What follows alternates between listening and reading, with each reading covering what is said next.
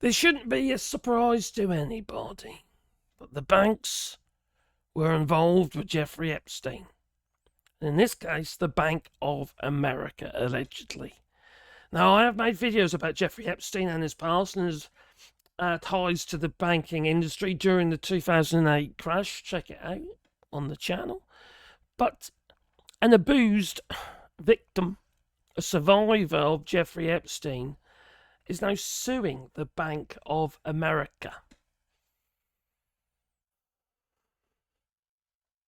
Now, on Wednesday, a woman that was abused by Jeffrey Epstein sued the Bank of England and the Bank of New York, Mellon in Manhattan, federal court, alleging executives ignored red flags out of absolute loyalty to Epstein. And that was also flagged up in my previous video. Now, the complaint alleges that Bank of America maintained ties with Jeffrey Epstein, convicted sex offender, and failed to report suspicious activity until after his death, prioritizing financial benefit over reporting. That's disgusting. The Treasury Department records cited in the complaints show 4,725 wire transfers totaling more than $1 billion. And the lawsuit says that the Bank of New York Mellon processed $378 million in payments linked to trafficking.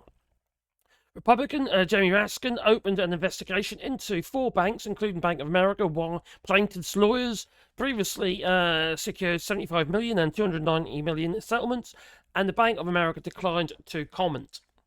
Both complaints say that the banks failed to file suspicious activity reports with the U.S. Department of the Treasury, and the complaint alleges the Bank of New York Mellon gave a credit line to MC2 modeling agency, and you know who owned that.